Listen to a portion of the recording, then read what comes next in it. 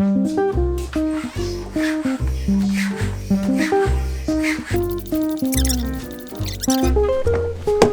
are you copying? Copying AU? Yeah. This is mine now. Oh shit. See you, bro. See you, bro. Hey guys, welcome back to the start of today's video. What we're doing today is working on the Chaser, because you guys are demanding the Chaser content, and we're going to install some camber arms. So, got to move some cars out the way. Wait.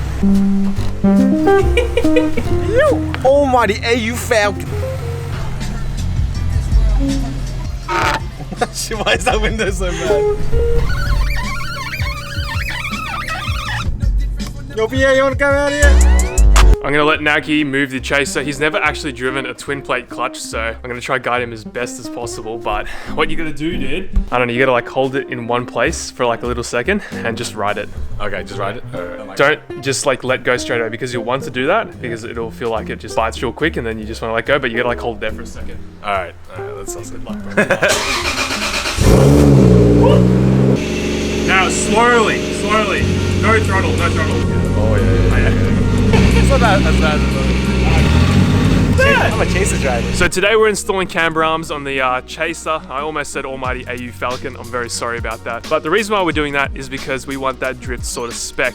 And because we have such an aggressive tire setup, such an aggressive wheel setup, we need to bring that camber in to make it flush with the fender. Currently right now there is quite a bit of poke, you can see there. If we bring a little bit of camber in, it'll be perfect. We've only got camber arms for the front. We'll try to smash the back guards out a little bit to stop this thing from rubbing, because it is rubbing a little bit, but we're not going to really pay attention to the back today. So we've been hoarding the parts for the Chaser. Smile, you're on camera. Alright! So this is our package number 1. There's no address on there, is there? So this should have some goodies in there. All the way from Japan. Oh, spicy goods. Oh. Damn, bro. It's a nice looking camber arm. So these are Cusco front camber arms. Not too expensive. I got them on special from IHD Japan. And there's a couple settings on there, so we should be able to bring the camber in a lot. They're super easy to install. We've done plenty of camber arms in the past, so let's get started.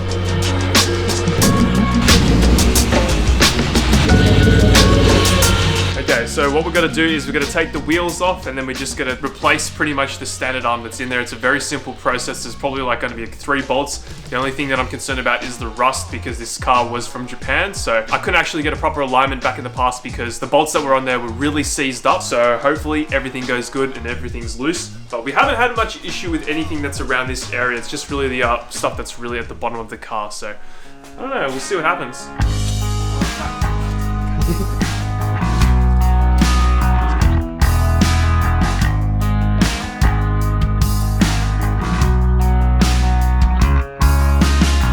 So we have the wheels off, and the instructions, of course, are all in Japanese because they are Japanese parts. And we have a Japanese boy. Oh, come on, barely, man. Give me something. I cannot read kanji. Oh, no? Give me one line. That says tire. Tire. Nice. All right, so what we've done is we've set the camber arms to max because we're going full hot boy as well. And we want the thing to look good. Just gonna loosen these. GarageTools.com.au. 10% off using Rex 10. So we've just been chipping away, working on this friggin' suspension, and we've managed to get the camber arm in now, so everything's all bolted up on the left side, so the passenger side. The only difficult part was removing the bolts at the back. You can see that there's right there, and of course on the other side as well.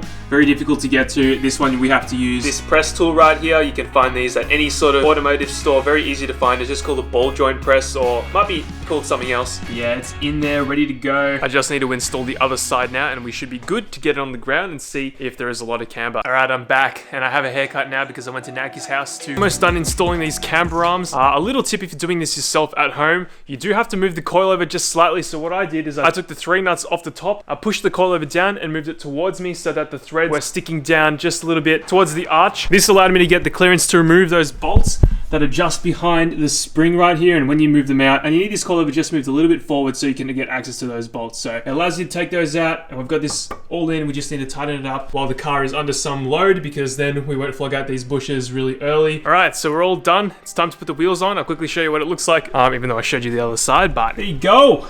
All done, everything's tightened. Now we're gonna see how much different the camber is when we lower the car. So I can't really see the rotor being very far in it all right now, but might change a lot when we do put the car on the ground. Might have to go lower as well. I guess we'll find out soon.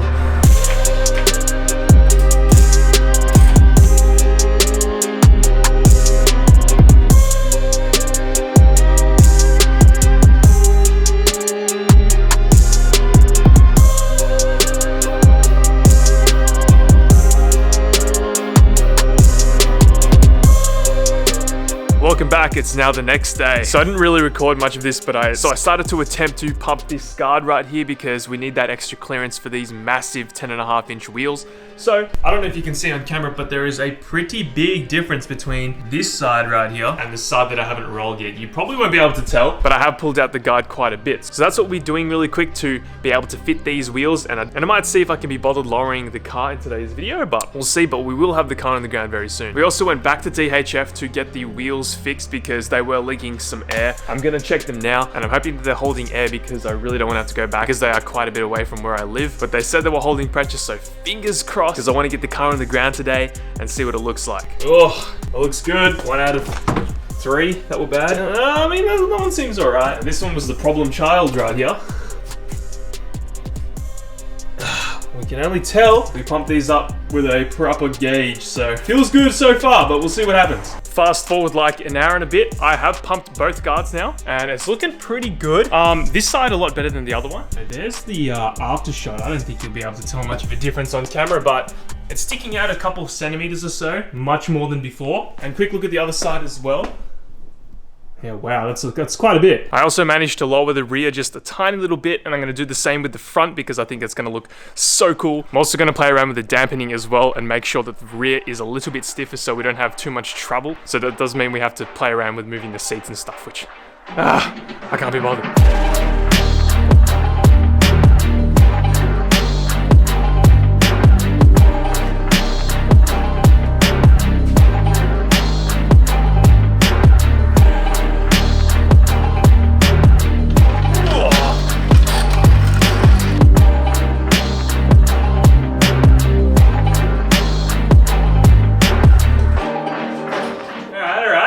Camber at the front, well, not a crazy amount. I thought there'd be way more. Oh, you can see on this angle actually there is a lot more. I'll reverse the car out so we can have a proper look at it.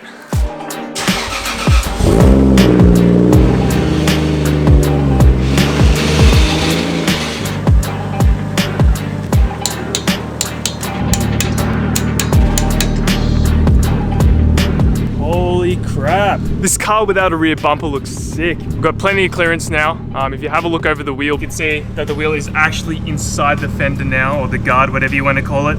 You can't really tell on camera, I can't get the right angle, but I'm gonna take my word for it. There's a little bit of poke, but we've gotten rid of most of the rub, well, potential rub. I'm pretty sure it's not gonna rub. It's not as much camber as I'd like, but there is definitely enough to make a difference for sure. I'm gonna take it for a quick test drive to make sure that nothing is making any weird sounds and there's no weird rubbing noises, and I'll get back to you very soon.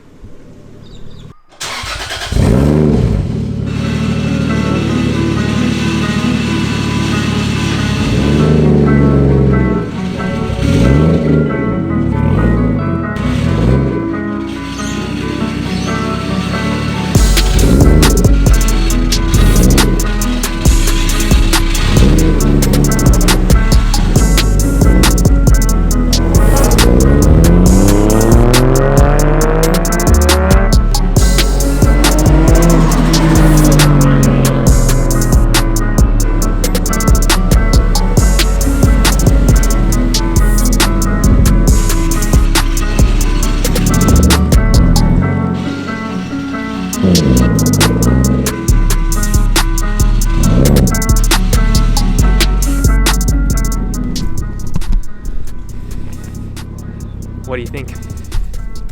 It's looking damn hot. Yeah? Damn hot. Damn hot? Damn hot. Yeah, oh yeah. Oh yeah. I'm not exaggerating when I say that this look is making me feel different things that I shouldn't be feeling, you know? Especially when it comes to talking about cars, because I don't know, we're getting weird over here, but I'm serious. It looks so good. It is absolutely insane. We're not getting any sort of rubbing issues. I just took it for a drive as well. It feels amazing as well. The steering is a lot better, and what's funny is as well, because it's a little bit more camber in the rear, it's actually a lot easier to kick out as well. So I don't know, it just means that it's almost as if I've got a smaller tire in the rear, so it's very easy to drive and kick out. The next thing I do need to pay attention to is probably the front fitment. So it's not as ideal as I'd like it to be, but the rear is, oh my god, man. Oh my god. It is hot boy as, and I'm super happy. They're really starting to grow on me, these wheels. Initially, I didn't like the chrome faces. I thought it was a bit extra. I think really good choice.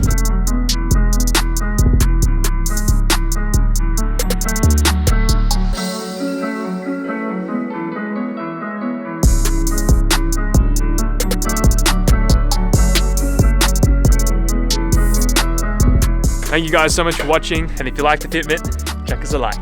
Catch you guys later. Peace out.